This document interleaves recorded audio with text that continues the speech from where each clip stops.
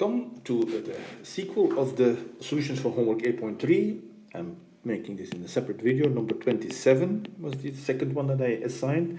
And that was y double prime minus 5y prime plus 6y equals 10 et cosine t, and the initial value is y0 is 2 and y prime 0 is negative 7. Let me see that I copied this from the right guy. No, that's see, I knew I was doing something wrong. This is 1.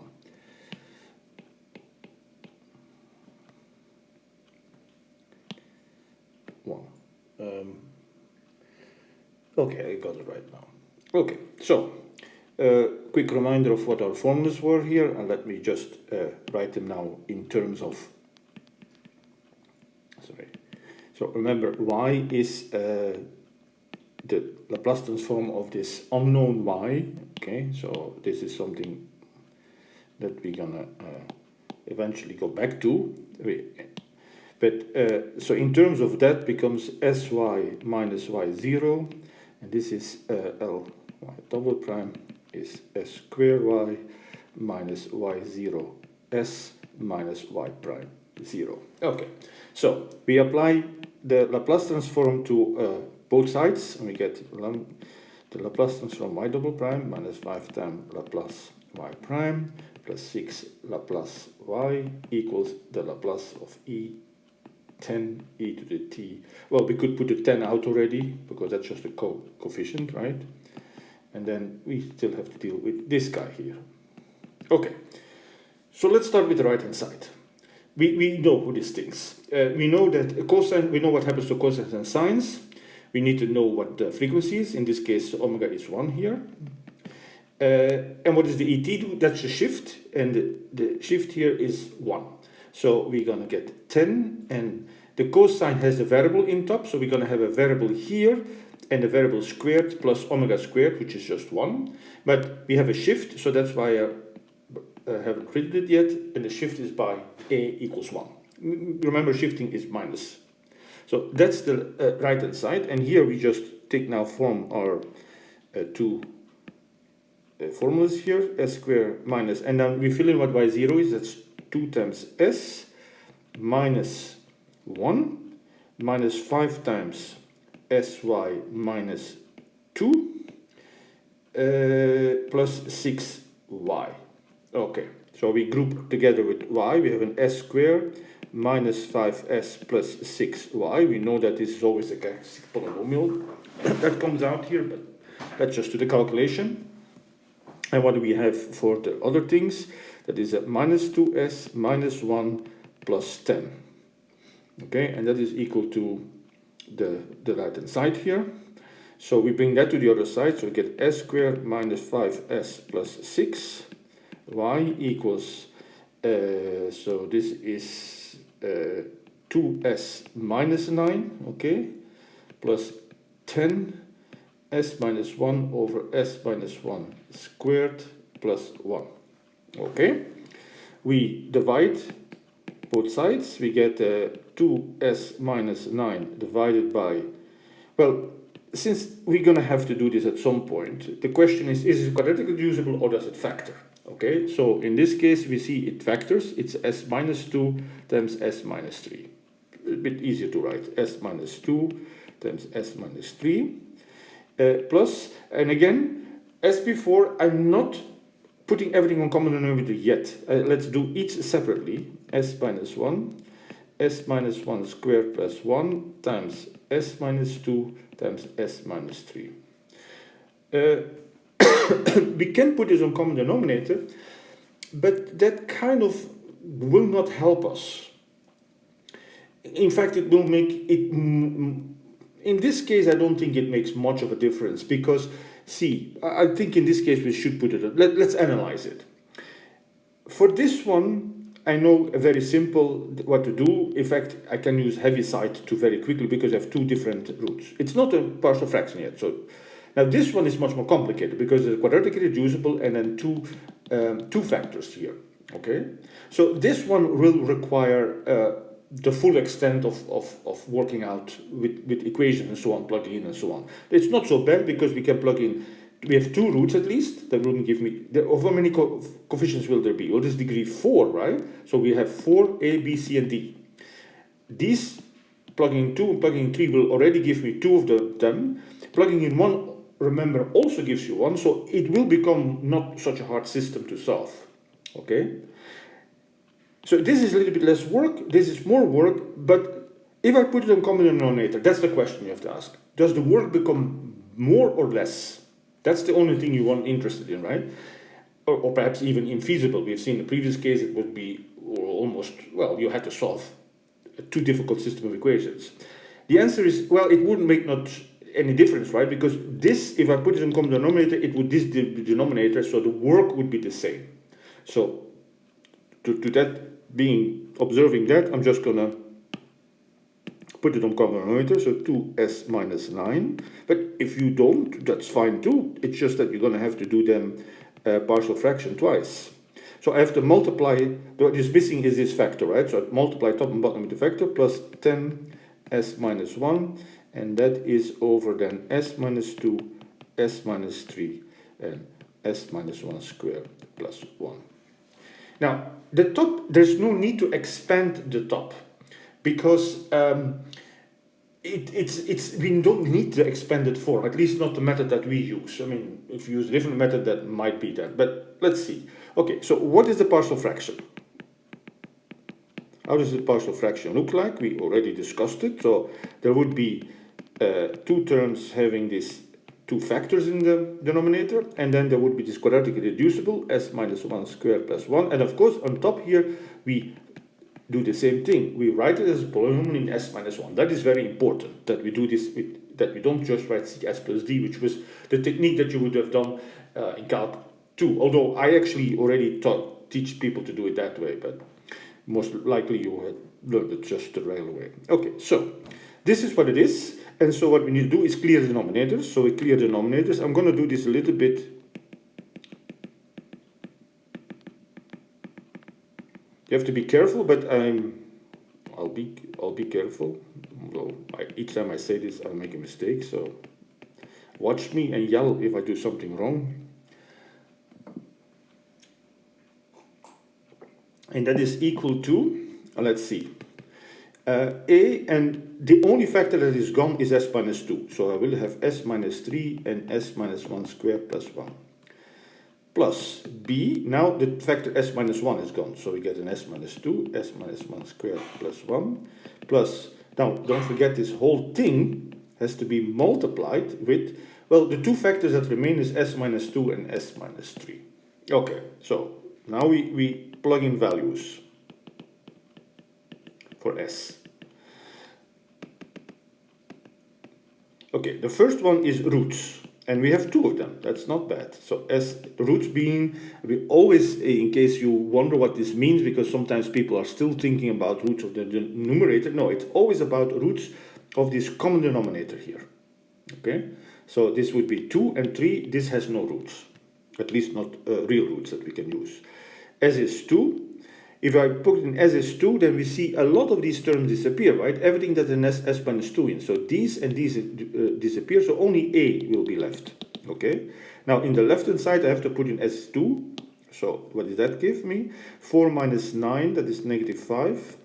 1 squared plus 1, that is 2. Plus 10 times 1, okay? Equals a, and now I plug in 2, so minus 1 times 2.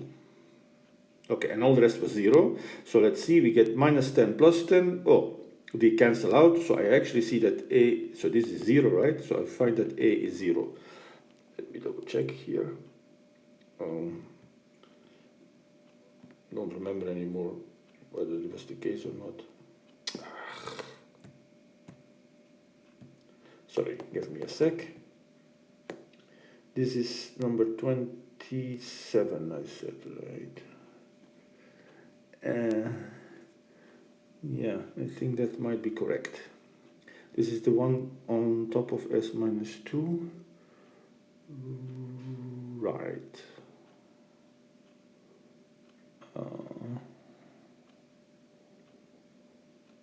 Yeah, okay, I think this is correct. Okay, so well, it can happen. That it is, okay, it sounds weird, but probably if we would have factored and so we would have seen that what this actually means is that if you factor this out, you would have a common factor s minus 2 and you would be able to scrap that out. That would have made our life a little bit easier, but then you had to work this out and okay, I don't know what is quicker. Okay, s is 3. Moving on. S is 3, so in the left hand side I get 6 minus 9, that is negative 3, times 3 minus 1 squared, that is 4 plus 1, that is 5, plus 10 times 2, equals, and of course only one term survives, that's the one with the b, is b times 1 times 5. So what is this? This is minus 15 plus 20, which is 5, and that is equal to 5b, so we see that b is 1. Okay, cool. We have already 2 of them. So the next one is the center of the quadratic irreducible. Okay, which is here, we can do that. It's a new center, s equals 1. What is that result? Well, at the left hand side, a lot of things cancel, also disappear. So we have a 2 minus 9, that is a negative 7, times 1, and then the second term is 0. And what happens here? Well, we have to write them all out. Nothing is immediately 0, but still it is a minus 2 times 1, because s minus 1 is then 0, plus b times minus 1 times 1. So each of these, if I plug in s equals 1, is 1, right? Okay, but here this one disappears, so we have only this one left. And that's the whole point. Plus d, and then what I'm plugging in, s minus 1, so I get minus 1, minus 2. Okay. So let's see, minus 7 is equal to, a was 0, so that's gone. B was 1, so that is minus 1, plus 2d. So we see that, bring this to the other side, as minus 6 is 2d. We see that d is negative 3. Okie dokie. And then, what about c? Well, now we have an arbitrary value. We don't have anything special anymore, so now we look for arbitrary values, but luckily as a 0 is still available, which is always very easy, right, as to plug in. Okay, I have to, I'm sorry guys, it's getting a little bit hard for me to keep switching, so I'm gonna cheat a little bit. I'm gonna give myself a little bit space here. I want to erase the a value, but the calculation we don't need anymore, right? So I'm gonna plug in s equals 0 here, and so I get minus 9 times minus 1 squared plus 1, that is 2, minus 10, and that is equal to a times minus 3. This is 1 squared, 1 plus 1, that's 2. What am I plugging in? 0, so plus b minus 2 times 2, plus minus c plus d times minus 2 times minus 3. Okay, so a is 0, so this actually I don't have. This is on the left hand side, and minus 18 minus 10 is minus 28, equals b was 1, so that's minus 4.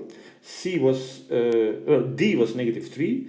Oh, okay, let's see. This is 6, right? So we get minus 6c plus 6d, and d was minus 3. So that is minus 4 minus 6c minus 18. So bring all this, that's minus 22. Bring this is minus 22, right? It's minus 22 minus 6c. So we get minus 6 equals minus 6c. So we see that c is 1.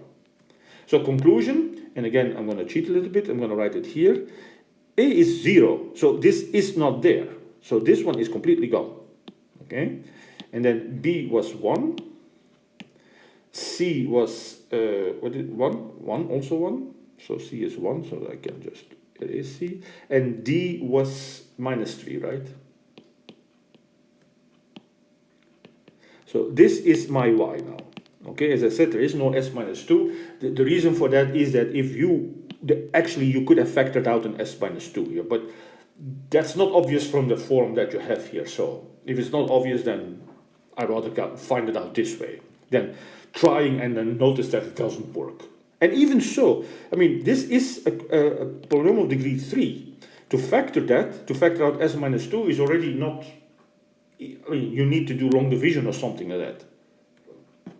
I hear everybody scream and yell and run away, so come back, we're not going to do that. Okay, so here we are. What do we need to do? Well, the inverse Laplace transform. We know that little y, again, I'm going to cheat a little bit and get rid of these guys, because after all, we don't need this anymore. We have everything here.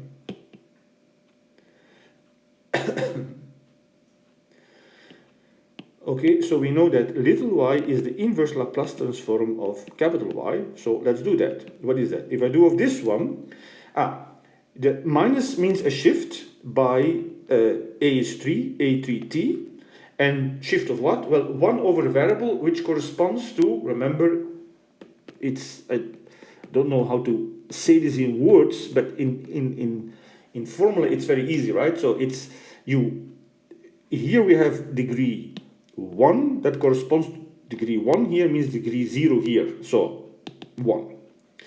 And what is here? Well, this we have to split. Okay, so I'm going to split this as that guy minus 3 times, sorry, I'll do it this way. And I erase the minus 3 here. Ooh, this is because I have a big, okay. Now we have, this is the cosine, and this is the sine, and we see only thing is a shift by 1, so a is 1 here, so let's write down here. It's always perhaps good to write down what the constants are that we use in these tables. A is 1 and omega is also 1. So we get plus at cosine t, this was, as I said, the cosine, and this is minus 3, the same shift, and sine t. And that is our solution, yes. Okay, so it is still always partial fractions. You see, this one was a bit more straightforward, and there were some options that we had. So again, you can be very clever in this or clever in this, but sometimes you need to. The previous exercise, you saw that you really need to be clever, otherwise you would not be able to find the partial fraction. Now, when it really requires a very, very clever thing, I might not ask you to do this, but something like this you must be able to do. Okay?